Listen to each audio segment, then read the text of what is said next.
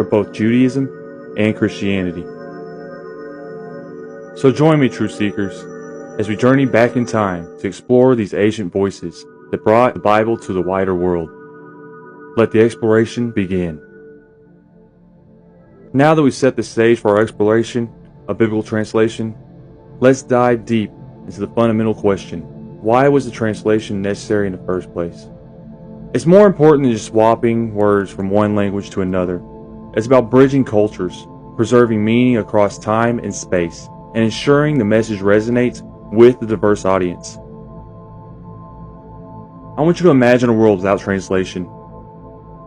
It would be a world of isolated communities, each with its own ideas, stories, and even everyday simple conversations would be limited to those who share the same language.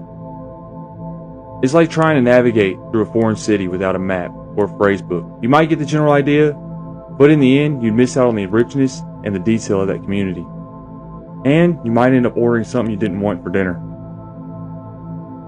The Bible as we know it is a collection of texts written primarily in three ancient languages: Hebrew, Aramaic, and Greek. Hebrew, the language of the ancient Israelites, forms the foundation of the Old Testament. It's a language rich in imagery, poetry, and complex grammatical structures.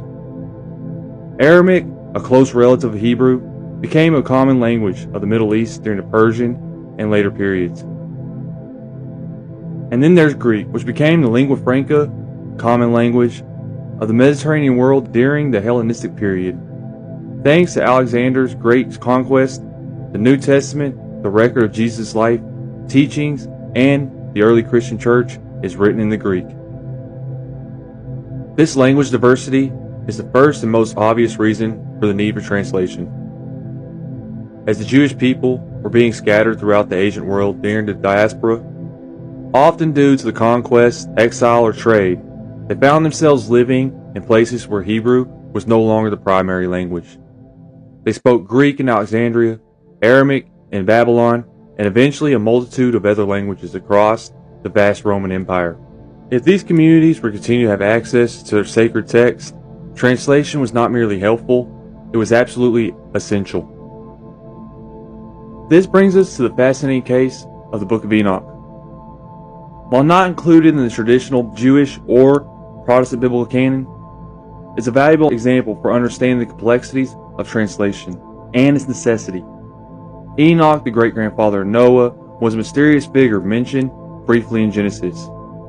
Enoch walked faithfully with God, and then he was no more, because God took him away. Genesis